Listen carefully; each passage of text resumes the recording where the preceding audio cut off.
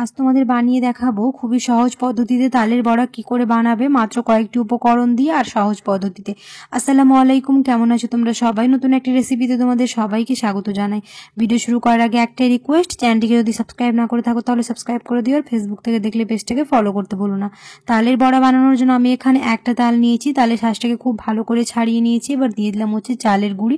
আমি এখানে 2 কাপ চালের গুঁড়ি নিয়েছি, আর চিনি দিয়ে দিলাম হচ্ছে হাফ কাপ। এখানে কোয়ান্টিটি অনুযায়ী কম বেশি করে নিতে পারো চিনিটা। একটুখানি নুন আর 1/3 স্পুন দিয়েছি হচ্ছে বেকিং সোডা দিয়ে খুব ভালো করে মিশিয়ে নিয়েছি। এরকম খুব ভালো করে আমাদের অনেকক্ষণ সময় ধরে এটাকে মেখে নিতে হবে। খুব ভালো করে আমাদের ওটাকে মেখে নিতে হবে যাতে কোনো অংশে গোটা ভাব না থাকে। খুব ভালো করে আমার মেখে নেওয়া হয়ে গেছে। এবার এটাকে ভাজবো, তার জন্য আমি এখানে কড়াই বসিয়ে দিলাম। কড়াইয়ের মধ্যে তেল দিয়ে তেলটাকে খুব ভালো করে গরম করে নেব। তেলটা যখন খুব ভালোভাবে গরম হয়ে আসবে তখন এর মধ্যে এবার এক এক করে বড়াগুলো ছেড়ে দেব। এবার গ্যাসের ফ্লেমটাকে একদম লো টু মিডিয়ামের মাঝামাঝি করে রাখবো, কারণ হাই করে রাখলে ওপরটায় কালার চলে আসে কিন্তু ভেতরটা কাঁচা ভাব থেকে যায়। তার জন্য গ্যাসের ফ্লেমটাকে একদম লো টু মিডিয়ামের মাঝামাঝি করে রেখে একটুখানি একটা কাঁটা চামচ নিয়ে খুব ভালো করে নেড়ে চেড়ে আমরা লাল লাল করে ভেজে নেব। এখানে তোমরা নিজেদের পছন্দ মতো কালার করে ভেজে নিতে পারো। এখানে আমি একটা কাঁটা চামচ নিয়েছি, এরকম উল্টে পাল্টে ভেজে নেব যাতে কড়াইয়ের নিচে না লেগে যায়। এই তালের বড়া বানানো খুবই সহজ, আর যে কেউ বানিয়ে ফেলতে পারবে আমার আজকের ভিডিও দেখে। আর বানাতেও খুবই কম সময় লাগে, আর উপকরণও লাগে খুবই কম, আর একদম ফুলকো ফুলকো নরম তুলতুলে তালের বড়া বানিয়ে ফেলতে পারবে আমার আজকের ভিডিও দেখে। অনেকেই আছো ভিডিও দেখে চলে যাচ্ছ, লাইক করো না, অবশ্যই লাইক করে দিও, কারণ তোমাদের একটা লাইক আমাকে অনেক মোটিভেট করে। ফ্রেন্ডস আর ফ্যামিলির সাথে বেশি বেশি করে ভিডিওটা শেয়ার করে দিও যাতে আমার ভিডিও বানাতে খুব ভালো লাগে।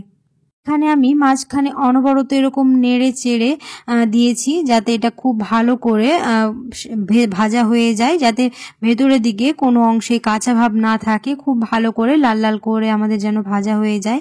তো আমাদের এটা লাল লাল করে ভেজে নিয়েছি। এখানে তোমরা নিজেদের পছন্দ মতো কালার করে ভেজে নিতে পারো।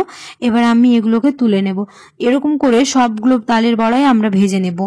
এই সময়টাতে যেহেতু তাল পাওয়া যায়, আমার মনে হয় প্রত্যেকে তালের বড়া বাড়িতে বানিয়ে থাকে। যারা কোনোদিন ট্রাই করনি অবশ্যই ট্রাই করে দেখে নিতে পারো আমার ভিডিও দেখে।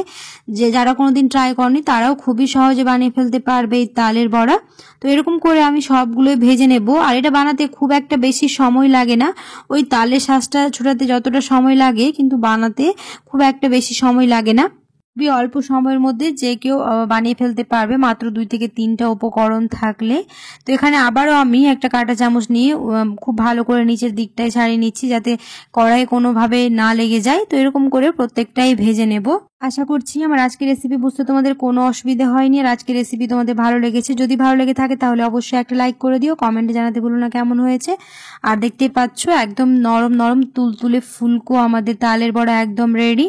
কারা কারা তালের বড়া বানিয়েছো আর কারা কারা এখনো এই তালের বড়া ট্রাই করনি অবশ্যই আমাকে কমেন্টে জানিও। দেখা হবে খুব শিগগিরই পরে একটি নতুন রেসিপিতে। সবাই খুব ভালো থাকবে, সুস্থ থাকবে, সাবধানে থাকবে। আল্লাহ হাফেজ।